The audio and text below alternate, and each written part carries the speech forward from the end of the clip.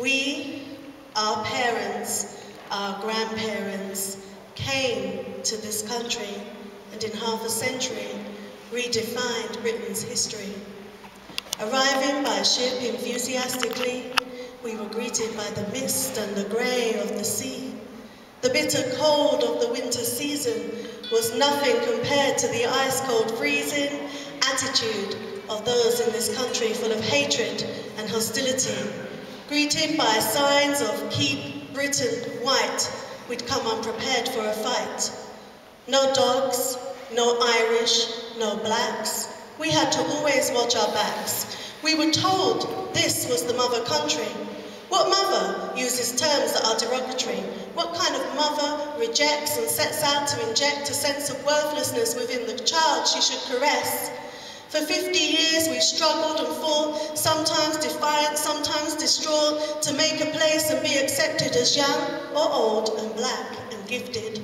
And look what we've achieved despite having to live aggrieved. We built and developed the NHS, made London Transport one of the best, established a company while we were oppressed that's now renowned as Europe's largest. Facing fascism and humiliation, tackling racism and discrimination. Just look what we've achieved despite having to live aggrieved. We've excelled within this land that refused a helping hand. In spreading the word of the Holy Scripture, in trade unions and in literature, in sports and politics, in broadcasting and music, in entertainment and education. We helped empower this nation. Despite the fact we were deceived, we came and we achieved. We, our parents, our grandparents came to this country and in half a century redefined Britain's history. Redefined Britain's history.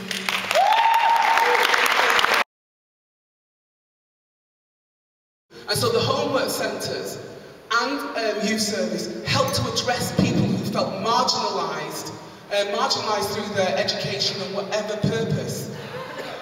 And that was cut. £300,000, let's just get rid of that. So the homework service in Manchester libraries now is this. And I believed, like a fool, I was optimistic. And I believed that when they said in the talks that we will come up with something for our young people, that it meant that there would still be people in that. There would be something in that that said a human person would have a human interaction with those young people to encourage them as they did their homework, to encourage them that they could achieve higher levels, to walk out of a deprived area and actually make it to university and change things. But you know what our homework service is in Manchester now? In some libraries, it's 2 shelves. In Powerhouse Library, it's 1 shelf, and the book's still in my room without anybody in there. So you can go in there and get those books, but you haven't got anybody to actually show you how to access them and to use them. And one of the things that hurt me more than anything else was that the majority of the people who were using the homework centres were a new generation.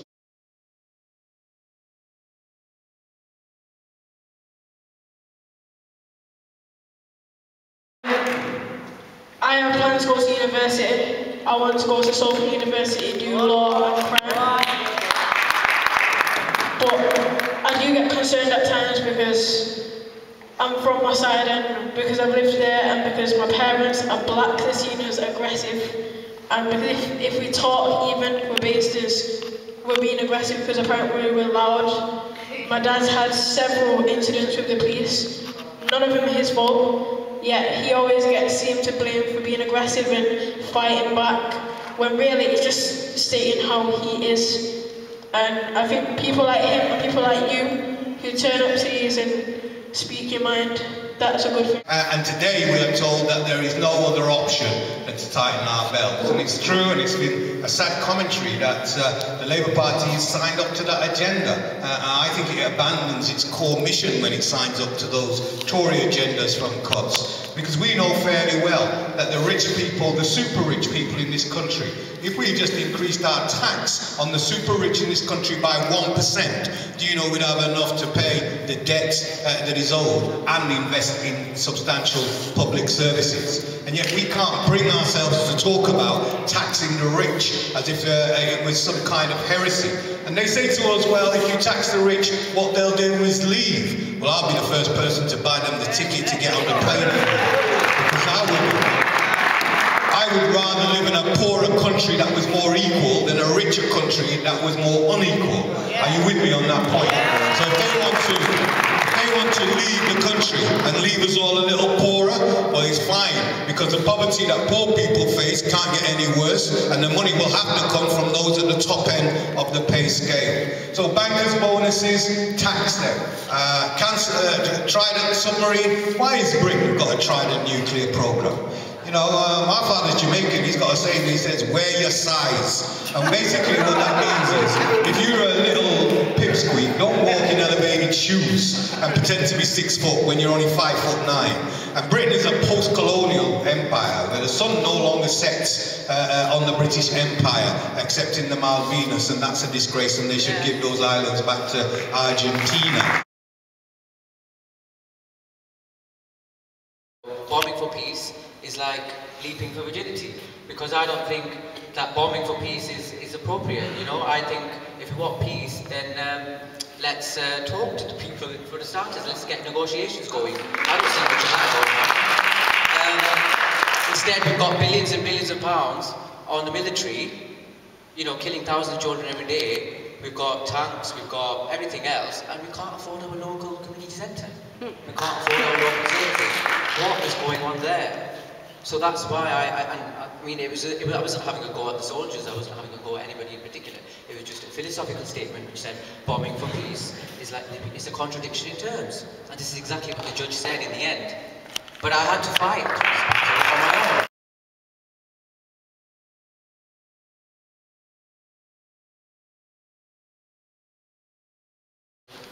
The fire service has been told that we're losing £25 million from our budget over the next 3 years, and you know, the fire service, like many organisations, have just panicked and come with a knee-jerk reaction, and that's to just take away the frontline services, you know, and look after themselves with the back office. And for example, at the local fire station, which is the closest to here, which is Moss Side, they're reducing half the establishment, which basically means at night time they've just taken one fire engine out. And no matter how you dress up statistics, it's always the deprived areas that see the fires all the time. It's the deprived areas who have the serious fires. And it's quite shocking when they look at Moss Side and think, well, at night time we'll take Moss Side's fire engine away. And from the fire service point, from the fire brigade unit point of view, it's an attack on the deprivative areas, and we all know that in those areas are people like ourselves, and the black people unfortunately make up the deprived areas no matter how we look at it. My son's unemployed. I can't manage the fact that he can't go to college. I can't manage these things. And therefore what we have to do is we have to have resistance. The reason why we have to have resistance, my grandfather said this thing to me a long time ago, said the door that squeaks the most gets the most oil, right? And what he meant by that was every time he said someone's attacking you, he said the door that squeaks the most gets the most oil. And he said you have to fight. And the reason why I say that is, imagine if Stephen Lawrence's family had waited for, I'll tell you, it's not true, imagine they had waited for political parties and various other people to turn around and say they're going to support them. No, a black working class family said the Metropolitan Police were racist, they ignored the racist murder of their son, and they fought for a campaign, not 1 year, but for 20 years, and said that they wouldn't give in. And that's where it starts. It starts with the question of resistance. And the reason why I'm passionate about this is that when I was growing up, I saw the National Front, right?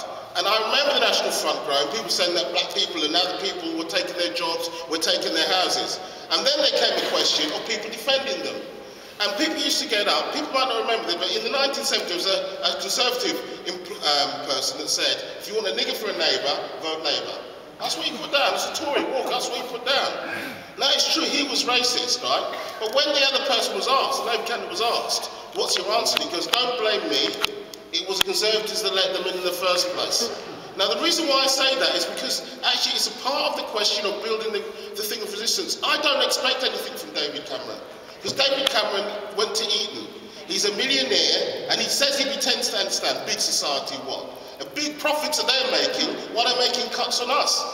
And so when we look at what we now have to do, I say to you to this challenge, work with Colette. Let's organise a planning group. Let's get people together that say, I'm going to put in the effort to make sure when that Red Boy Lee Jasper comes back, that the hall is absolutely rammed with people. And we have, because they will have no choice, because of the demand for the meeting, all of the councillors up here who are making the kind of decisions that are in your name. It's been delightful to talk to you. I hope you're staying around for the struggle. Thank you very much.